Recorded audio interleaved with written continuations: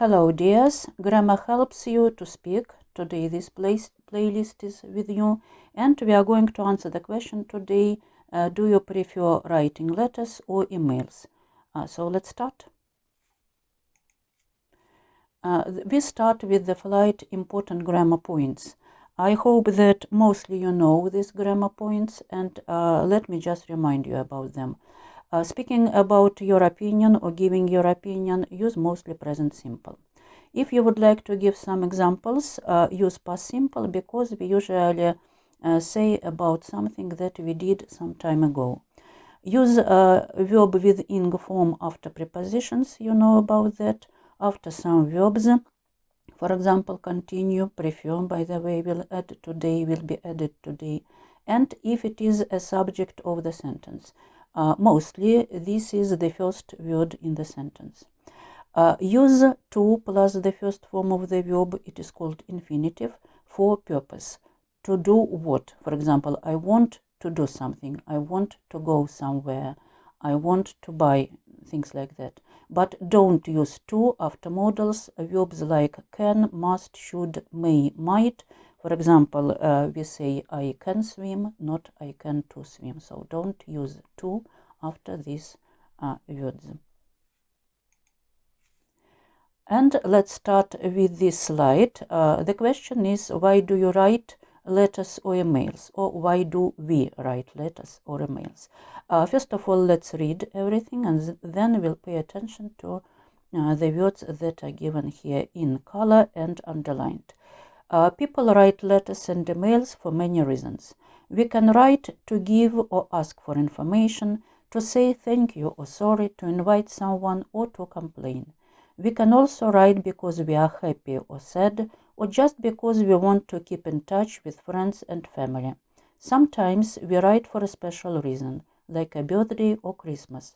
Letters and emails are different, but they are both important means of communication with other people. So let's start with words that are in purple. Can write and can also write, mostly the same as you can see. So we don't use to after can. But to give information, ask for information, to ask for information, to say thank you, to say sorry, to invite, to complain, to keep in touch. So these are infinitives and we use to in front of the verb, yes. To say thank you or sorry, not to repeat again, to say twice, yes, you can use it only once. And underlined things. Ask for something, ask for information, collocation. Keep in touch means to be able to write to a person, to see them, to meet them, so things like that. A special reason is also a collocation, and means of communication means mostly the same as ways, types, kinds. We can also say means of transport, yes. So if it's necessary, pause the video and read this slide once more. So why do we write letters or emails? And some tips, something like to summarize, yes, the previous slide and some more ideas. We write letters and emails for different reasons. First, to stay in touch with friends and family who are far away. Second, for work-related purposes, such as reports or important messages. And third, to ask for things like information or to complain about a product or service. Writing letters or emails is a convenient way to communicate, especially when we can't be there in person. It also helps to keep track of our conversations. When writing, it's helpful to understand your purpose. Are you trying to connect with someone, or do you need something from them? Knowing this will help you write more effectively and get the results you want. So once more, yes, 3 tips. The first one we already discussed. So to stay in touch, it is mostly the same as to keep in touch. Then we have here the phrase can't be there in person, so you can't present there, to be present at this very moment. Okay, what else is underlined here? Nothing. Again, after my explanation, pause the video and read it once more. The next slide, we are going to read the paragraph about Sarah. I hope you remember about this person. She likes writing letters. It's necessary to answer the question, did Sarah feel happy and excited sealing the envelope? So let's try to read and understand. Yesterday, Sarah sat down at her desk and carefully wrote a letter to her best friend who had moved across the country. She poured her heart out onto the paper, sharing all the details of her life that she had been missing. As she sealed the envelope, she couldn't help but feel a pang of nostalgia for the days when letters were the primary form of communication. The letter was written with love, and she couldn't wait for her friend to read it.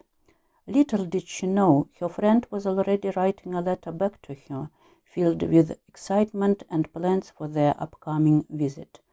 Tomorrow Sarah would find this letter waiting for her in the mailbox, sparking joy and anticipation for their next meeting. So let's pay attention to everything that is given here. Two, maybe even more than 3 words. Yes, sharing, waiting, and sparking. These are verbs in ing form because all of them answer the question doing what. Then the underlined phrases. She poured her heart out onto the paper. She wrote emotionally. She wrote about her feelings and emotions. Yes. A pang of nostalgia. It's a feeling of nostalgia. Yes. Primary form, main form. She couldn't wait for her friend to read it. She couldn't wait. She was waiting for this moment. Yes. Little did she know, almost the same as she didn't know. At that time, she didn't know about that. Writing a letter back, write a reply. So I think that it's all. Okay. So these slides give you some ideas what we can talk about and maybe some feelings and emotions. Yes, especially after reading this paragraph about Sarah, who likes writing the letters. But now let's read 4 opinions from different people. Yes, I didn't give the name. Don't give the names here. Just opinion number 1, number 2, number 3, and number 4, and maybe some opinions or maybe one opinion will be close to yours. So let's read. Opinion number 1. I personally prefer writing letters instead of emails because it feels more personal and meaningful. Plus, it's something tangible that you can keep as a memory. A few years ago, I wrote a letter to my long-distance girlfriend, and she told me she still has it saved in a box as a cherished memento. So here, writing, prefer writing, after prefer we use ing form. Then meaningful, personal, it's clear, meaningful, important, sometimes can be serious, but in this situation it is important. Something tangible, something that you can find, that you can see, touch, yes, something tangible that you can keep as a memory, okay? Cherished memento, it's again cherished memories. Opinion number 2. I think emails are much more efficient and convenient when it comes to communication. I'm always on the go, so being able to send a quick message through email saves me a lot of time. Plus, with all the features like attachments and read receipts, it just makes life easier. For example, I once sent an important document to my boss through email, and she was able to receive and review it immediately. So immediately means very quickly. Convenient, the same as comfortable. To be on the go means that the person doesn't stay at the place, yes, for example, at the office. For a long time, it's necessary to go somewhere, to be in other places. Okay, what else is interesting here? Features. Features, in this situation, it can be like functions, yes. Okay, so it was opinion number 2. The next opinion, opinion number 3. Honestly, I'm torn between the two. On the one hand, letters have that nostalgic charm to them that I love. But on the other hand, emails are just so much faster and practical. I guess it really depends on the situation and who I'm communicating with. Sometimes I'll choose one over the other, but I can never fully decide which I prefer. Honestly, frankly speaking, I hope you know the word honest, honest person, dishonest person, yes? To be torn between the two, the person can't decide which one, the first one or the second one, yes? And then nostalgic charm, I think it's understandable, yes? So maybe that's all with this opinion. And the last opinion, opinion number 4. I absolutely love handwritten letters, and receiving them always puts a smile on my face. There is something so beautiful and heartfelt about pouring your thoughts and feelings out onto paper. Whenever I receive a sweet letter from my mom, I can't help but tear up. It's just so special and meaningful, and I don't think emails could ever truly capture that emotions.